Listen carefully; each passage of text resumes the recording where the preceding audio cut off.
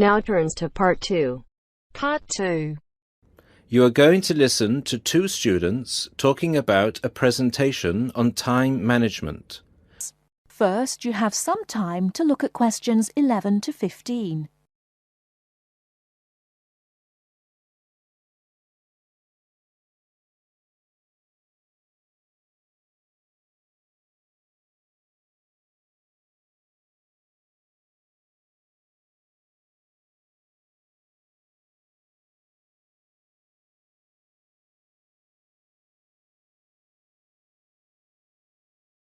Now, listen carefully and answer questions 11 to 15. Hi Mark, what are you doing? Hi Lucy. Well, I'm preparing this seminar on time management. I'm supposed to do a presentation on the topic next week. Ironic, isn't it? I'm probably the worst student when it comes to time management. I don't think you're that bad compared to some other people I know. Do you need some help with it? Yeah, I just don't know where to start, to be honest. When are you doing the presentation? I'm supposed to hand in the draft on Wednesday at 11 a.m. The presentation is scheduled for 10 a.m. this Friday. That's not too bad. This gives you the whole weekend to prepare.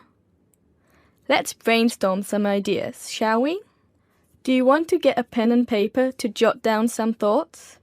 I think you should start with a broad general statement.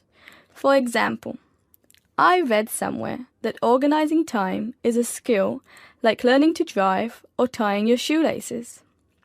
Then you could move on to discussing the common problems people have with managing time. That's not a bad idea. One of the common problems is putting things off. Yeah, you could also mention some common signs of this symptom, such as last-minute holiday shopping, putting off visits to the doctors or the dentist. Another problem is relying too much on your memory and not writing things down. Do you mean not keeping a diary or a planner to plan the tasks? That's right. For example, writing down what I need to do in a diary or planner helps me remember what I need to do and makes me more focused on the tasks for the day. Good idea. Before you hear the rest of the talk, you have some time to look at questions 16 to 20.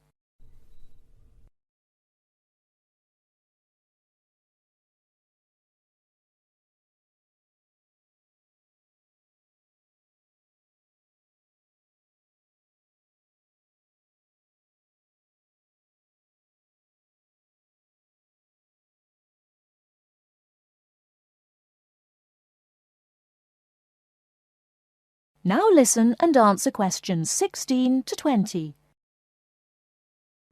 That reminds me of something I've been meaning to do for a while now. Anyway, I should also include some advice on how to deal with the problem, shouldn't I? Sure, you can talk about some ways of stopping procrastination. I guess making a to-do list can help one focus on what needs to be done. Definitely. Another way to deal with the problem is to prioritize and do the hardest job first, the one which requires the most effort and concentration. Also, my tutor recommended that I should break big projects into small parts with a specific goal. Having an action plan has worked for me. I usually make a list of small tasks I need to do to achieve a goal. Sometimes I just don't feel like getting down to work because a task seems too overwhelming for me to even think about. This technique helps me reduce psychological pressure if I think of a project as a set of easily achievable tasks. Don't you think? I know what you mean. I often feel like that myself with the statistics project I've been doing this term. I'm well behind and the deadline is next week. I think setting deadlines and sticking to them can help one to achieve goals. You can discuss this aspect in your presentation too. A good point. Setting deadlines can also help one become more realistic about the time it takes to do tasks. Another point you could include is how to deal with interruptions. Okay, I guess Blocking in time to handle unpredictable interruptions can help one stay focused. Not just that, some interruptions, such as phone calls, can be easily avoided by using answering machines, for example. Saying no, which is one of the most useful words in English, is also very effective. It can be tough, sometimes, but you've got to learn to say it nicely but firmly. I think you've got enough ideas here to start with. Definitely. Thanks a lot for your help.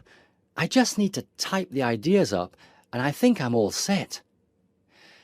Do you think you can lend me your laptop for a couple of hours? I'm afraid I can't. I've got to finish my own project. Never mind. I'll use one at the library. You certainly know how to say no. Learned it the hard way. Got to go now. Good luck with the presentation. Cheers. See you later.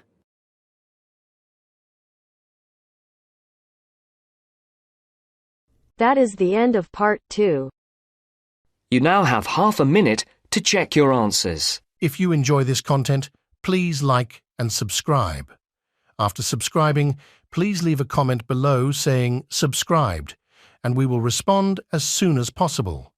By subscribing, you're supporting our mission to help others achieve their IELTS goals. Thank you so much for your support.